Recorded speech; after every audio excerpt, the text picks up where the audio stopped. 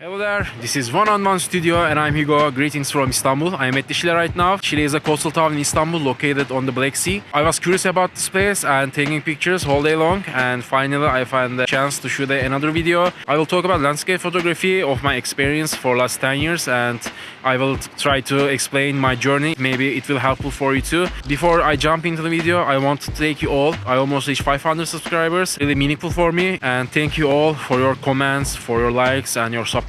Let's move on to the video and we'll talk afterwards.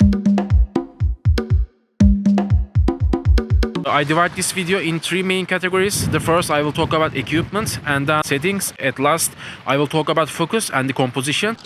Let's start with the body. I think the higher megapixel count bodies is suitable for landscape photography. I have a 24.5 megapixel. Sometimes that will be a problem if I wanted to crop the image afterwards.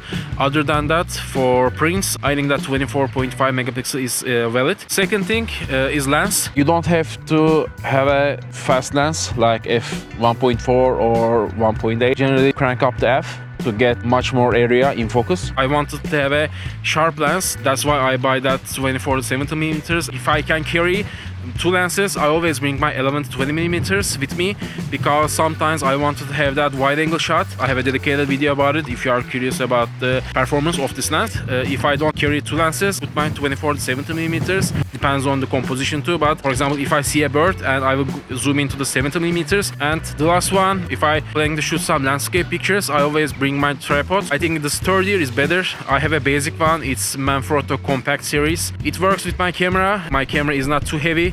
If I have a heavy camera, that might be a problem. Also, it's a little bit flimsy. If there's too much wind, it started to shake a little bit. But the sturdy tripods tends to be heavier and they are expensive too. But I think sturdier is better. Take off the parasol to reduce the shakiness. Turn off image stabilizations to get a sharper image. Well, let's talk about settings. Don't forget to check the white balance. Since I shoot RAW, I don't have to think about too much, but I have that flexibility in post-production. But if you don't shoot in RAW, don't forget to check the white balance. Camera bodies have priority modes like aperture priority and shutter priority. I prefer shooting in manual so I can manipulate according to my preferences. But if I'm in a rush, I prefer shutter priority or aperture priority, but it depends on composition and moving objects. Like if there are birds and there are waves, if I want to freeze that waves, I increase the shutter speed or vice versa. It really depends on your artistic reasons and your preferences. If you watch this far, I'm really grateful if you subscribe and like the video. So yeah, let's move on. As a last chapter, I will talk about composition and focusing.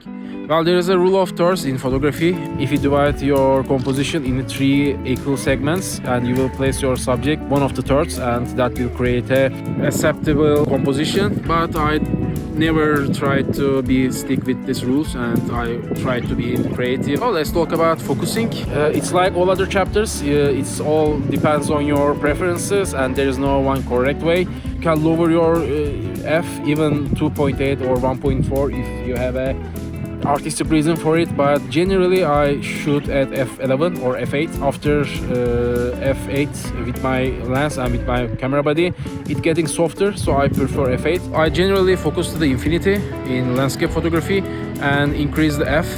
Like if I increase the f, I have a wider depth of field. You can also focus to that closest subject and you can focus stack afterwards, or you can use hyperfocal distances. Well, there's a one downside of these hyperfocal distances: the infinity getting acceptably sharp, not perfectly sharp, and that may lower your image quality. One of the most important thing is checking the weather conditions and sunrise and sunsets. I generally choose overcast days. Plus works as a softbox. Every detail is well lit. There's no big shadows or highlights and darkness. But overcast days looks a bit boring and dull. And I think it's a chance right now. It will be golden hour. I place my camera right here and I will shoot different settings. I want to test hyperfocal distances and the effects of the aperture to your image quality.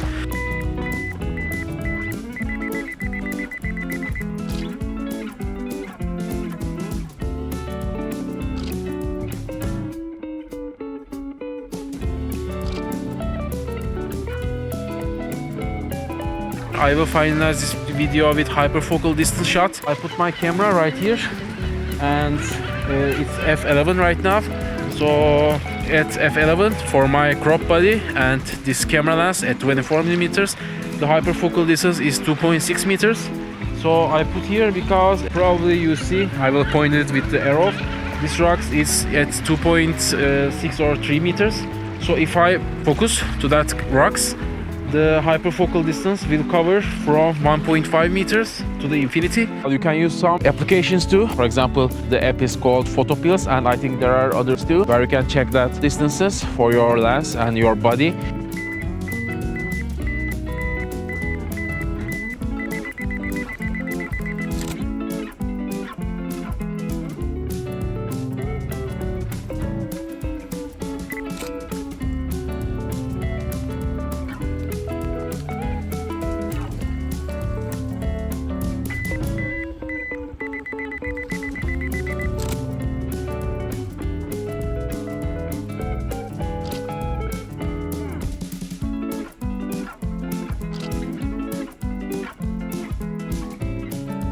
There is a park kind of a thing at that hill. Go there to take some pictures at the golden hour. So I came to that hill, which I told you. Well, the view in here is also amazing. So it's almost sunset. I will take some pictures in this place too. I'm finalizing my video right here. So that's a visit for me, and the weather getting crazy right now. I hope you enjoyed this video.